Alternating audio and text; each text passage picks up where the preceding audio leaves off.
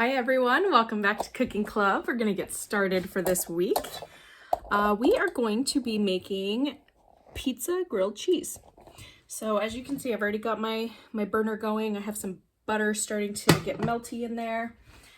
This is a really easy recipe. All we need is butter, bread, pepperoni, and then I have some pizza blend cheese, and then a jar of pizza sauce.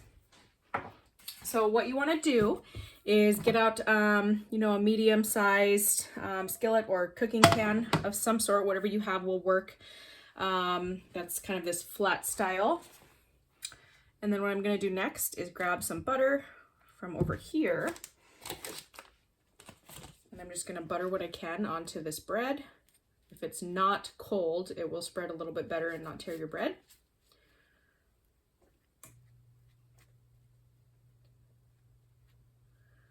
Then I'm going to put that one down there. Take my other piece here. Use some of that remaining butter pile that I had.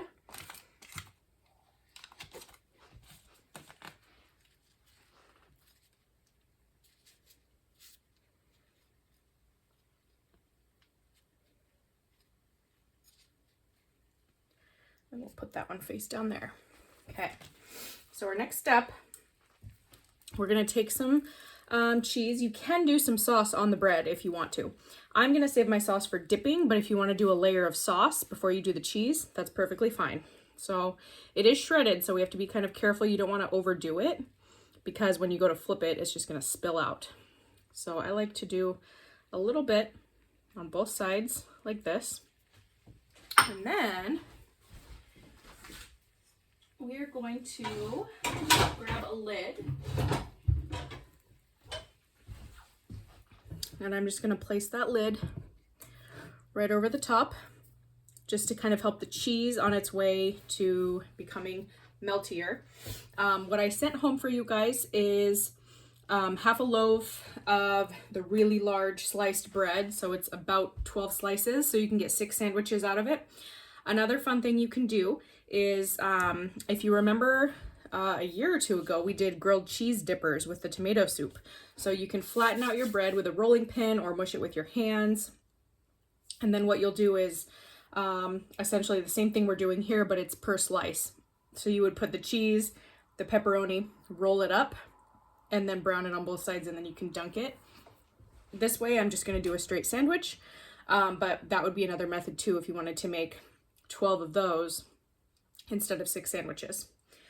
And like I said, if you wanted to explore even more, aside from dunkers versus a sandwich, you could also add more ingredients to the inside of the grilled cheese. You don't have to just use the cheese and pepperoni. You could do the toppings that you usually do on your pizza. So like I said, I am just going to do the sandwich style with sauce and pepperoni and cheese. There we go. And then I do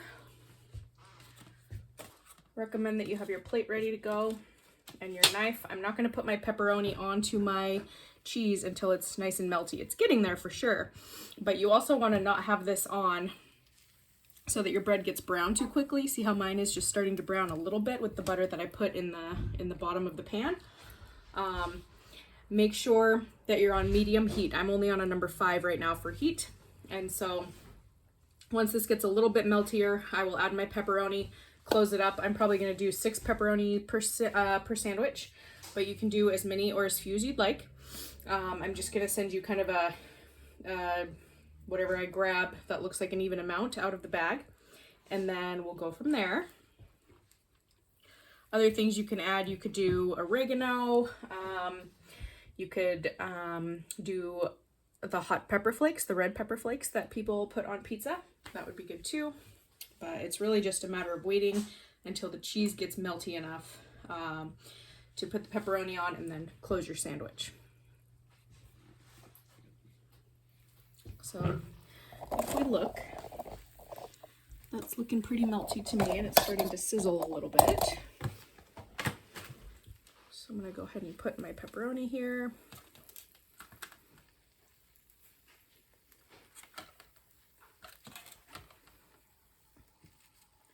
And if you need the help of an adult, definitely get that help before we start the flipping process. What I like to do is kind of pat it down a little bit because the cheese is going to help it hold together.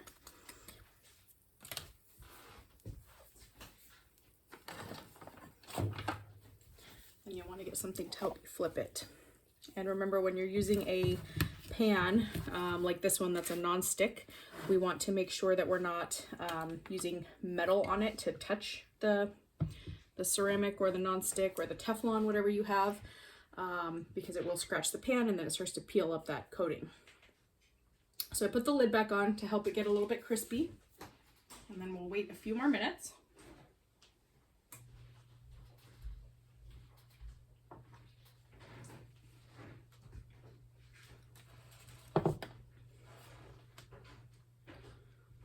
This would be a good one too. You could take a pizza roller and dice it this way. I might try that. So if you have one of these or a very sharp knife, you could cut it this way and make dunkers in that style. So I'm gonna go ahead and put some sauce. You could warm it up or just have it as is. That's totally fine.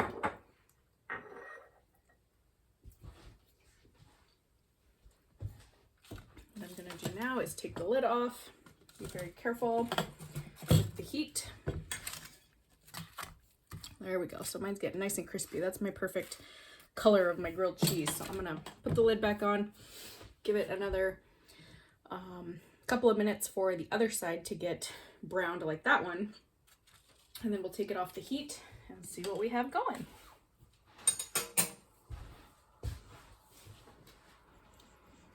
This is a good one for all sorts of sandwiches. Turkey with cranberry, tuna melt, things like that. There's a lot you can do, different variations using cheese and bread.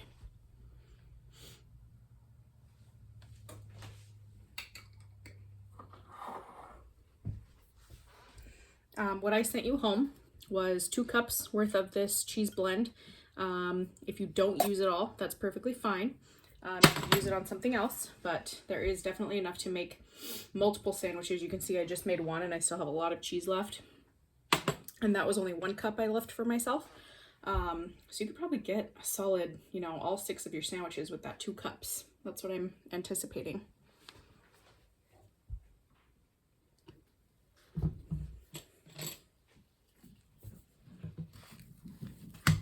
All right, so that's looking nice and crispy. So I'm gonna go ahead and take this off the heat. And again, be very careful if you're working on a stovetop like mine over here. So what I'm gonna do is take my pizza roller